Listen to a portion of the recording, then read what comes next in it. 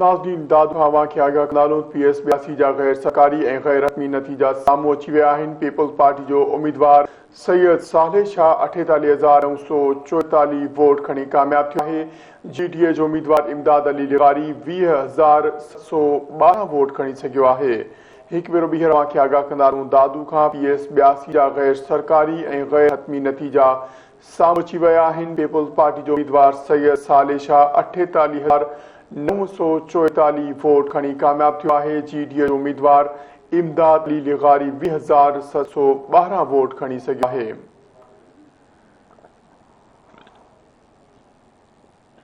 हिकु भेरो ॿीहर नाज़रीन खे आगाह कंदारूं दादू खां दादू में PS 82 जा गैर सरकारी ऐं गैर हतमी नतीजा साम्हूं अची विया। पीपल्स पार्टी जो उम्मीदवार सैयद सालेह शाह 48,944 वोट खणी कामयाब थी वियो आहे। GDA जो उम्मीदवार इमदाद अली लिगारी 20,712 वोट खणी सघियो आहे।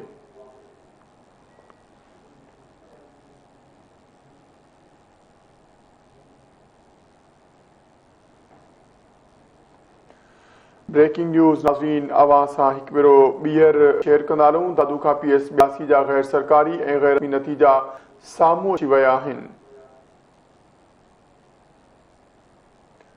पीपल्स पार्टी जो उम्मीदवार सैयद सालेह शाह 48,944 वोट खणी कामयाब थियो आहे। GDA जो उम्मीदवार इमदाद अली लिगारी 20,712 वोट खणी सघियो आहे।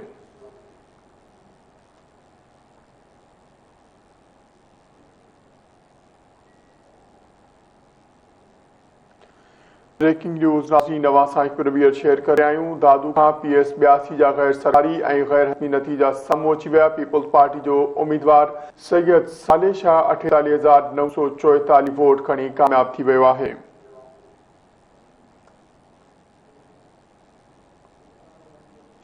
इन हवाले से नाज़रीन वधीक तफ़सील मालूम कंदासीं। धरती TV जो रिपोर्टर मुश्ताक शाहानी असां सां लाइन ते मौजूदु आहे। जी मुश्ताक, आगाह कजो छा तफ़सील आहिनि?